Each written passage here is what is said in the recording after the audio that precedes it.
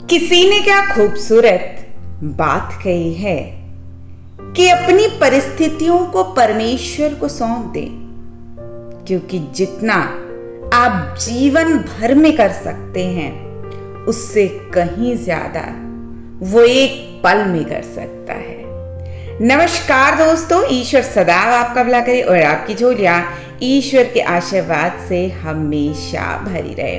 तो दोस्तों, आज बात करेंगे कहानी की। एक कहानी जो बताती है कि जब आप इस दुनिया में शुक्राना अदा करते हैं, अर्थात ग्रैटिट्यूड से भर जाते हैं, बस जो कुछ है उसमें ही खुश रहने लगते हैं, तब प्रकृति आपको वो सब कुछ दे देती है जिसकी आपने कभी कल्पना भी नहीं की थी।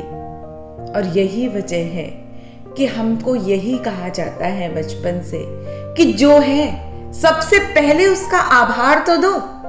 जो मिला है उसकी कभी हम कदर ही नहीं करते, जो हमारे पास है उसके लिए कभी खुश ही नहीं होते, हमेशा उस चीज के पीछे भागते हैं जो हमारे पास नहीं है, और जब वो चीज मिल जाती है तब उसकी भी कदर नहीं करते और फिर एक नई यात्रा पर निकल जाते हैं जो किसी और चीज को पाने की होती है।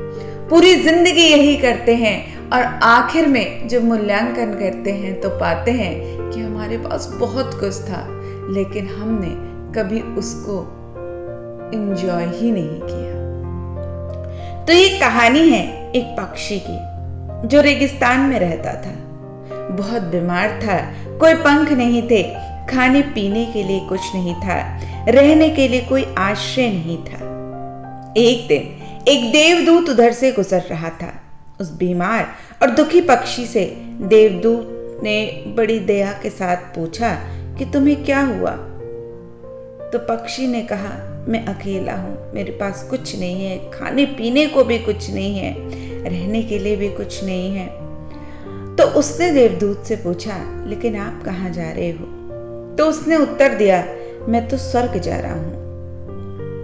बीमार पक्षी ने कहा, ठीक है, अगर आप स्वर्ग जा रहे हैं तो मेरे लिए ये पता कर लेना कि मेरी मौत कब होगी, मेरी पीड़ा कब खत्म होगी।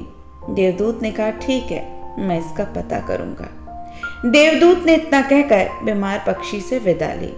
देवदूत स्वर्ग पहुंचा और उस बीमार पक्षी का संदेश ईश्वर को दिया।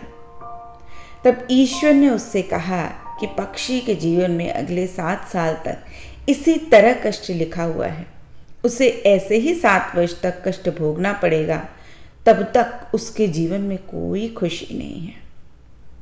देवदूत ने कहा, जब बीमार पक्षी ये सुनेगा तो निराश हो जाएगा, क्या आप उसके लिए कोई उपाय बता सकते हैं? तो स्वर्गदूत ने उत्तर दिया, उससे कहना कि इस एक मंत्र को हमेशा बोलता रहे कि जो कुछ भी है ईश्वर उसके लिए तेरा शुक्र है। अब वापसी पे जब देवदूत बीमार पक्षी से मिला तो उसने उससे जल्द ठीक होने का ईश्वर का मंत्र बताया। 7-8 दिनों के बाद देवदूत तब फिर उधर से गुजर रहा था। तब उसने देखा कि पक्षी बहुत खुश था, उसके शरीर पर पंख उगाए थे। उस रेगिस्तानी इलाके में एक छोटा सा पौधा लगा हुआ था, वहां पानी का एक छोटा सा तालाब भी बना हुआ था। चिड़िया खुश होकर नाच रही थी। देवदूत चकित था, क्योंकि ईश्वर ने कहा था कि अगले 7 वर्षों तक पक्षी के लिए कोई खुशी नहीं होगी। इस सवाल को ध्यान में रखते हुए देवदूत फिर ईश्वर से मिलने पहुंच गया।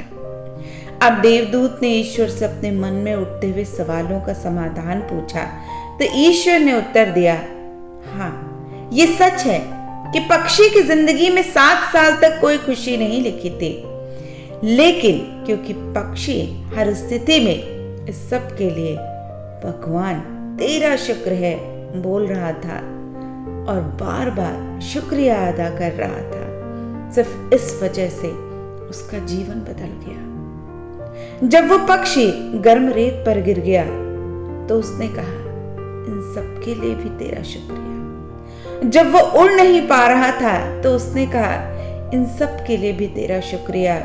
जब उसे प्यास लगी और आसपास पानी नहीं था तो भी उसने कहा कि इन सब के लिए मेरे मालिक तेरा शुक्रिया।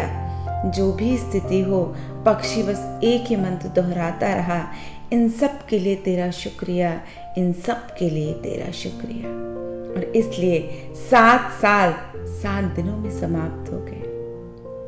ये कहानी बताती है कि जैसा आप जीवन को महसूस करेंगे, सोचेंगे, करने लगेंगे, देखने के तरीके में जब आप जबरदस्त बदलाव महसूस करते हैं तो आपकी जिंदगी भी बदल जाती है।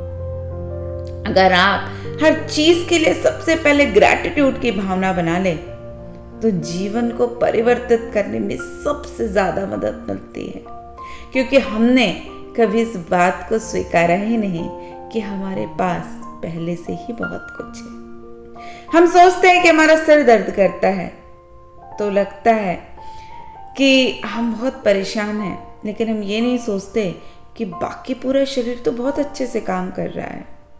और हम ये नहीं कहते कि भगवान तेरा शुक्रिया कि मेरा बाकी शरीर तो अच्छा है। बस हम यही सोचते रहते हैं, हाय मेरा सिर दर्द हो रहा है, मेरे सिर में बड़ा दर्द है।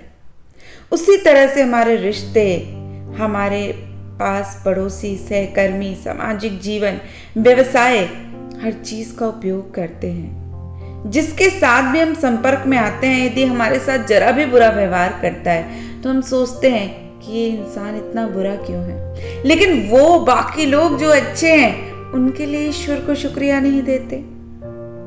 जब हम शुक्रिया अदा करने लगते हैं उन चीजों के लिए जो हमारे पास हैं, तो निश्चित रूप से आपकी जिंदगी चमत्कार से भर जाती है, उन चीजों से भर जाती है जिसके बारे में आपने कभी सोचा भी नहीं हो।